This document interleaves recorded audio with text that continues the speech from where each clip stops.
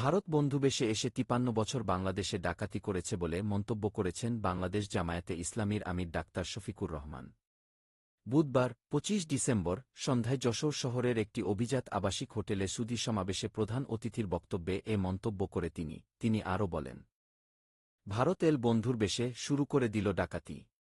এ কেমন বন্ধুত্ব? ১৬ December racecourse ময়দানে আত্মসমর্পণে সব অস্ত্রই তারা নিয়ে গেছে। ৫৩ বছর ধরে আমাদের প্রাণের বন্ধু সেই গুলির একটি খোসাও ফেরত দেয়নি। একই ধরনের বন্ধুত্ব, তিনি আরও বলেন, আওয়ামী লীগ শাসনের নামে শোষণ করতে গিয়ে দেশে বিভক্তি সৃষ্টি করেছে। তারা শুধু শারীরিকভাবে আঘাত দেয়নি, মানুষের মান ইজ্জত নিয়ে টানাটানি করেছে। তারা মানুষের রিজিক নিয়ে টানাটানি করেছে। আওয়ামী লীগ ভারতের কাছে এই দেশটা ইজারা দিয়েছিল। দেশ স্বাধীনের পর আমরা আমাদের স্বাধীনতাকে সুরক্ষা দিতে পারিনি।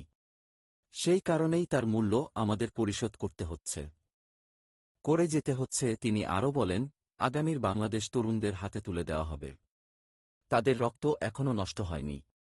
আমাদের সন্তানদের আমরা সহযোগিতা করব। যশোর জেলা জামায়াতের আমির অধ্যাপক গোলাম রসুলের সভাপতিত্বে অন্যান্যের মধ্যে বক্তব্য রাখেন জামায়াতের সেক্রেটারি জেনারেল গোলাম পরোয়ার, কেন্দ্রীয় নির্বাহী পরিষদের সদস্য ও যশোর কুষ্টিয়া অঞ্চল পরিচালক মোবারক হোসেন, কেন্দ্রীয় মজলিসের শুরা সদস্য মাওলানা আজিজুর রহমান সহ নেতৃবৃন্দ।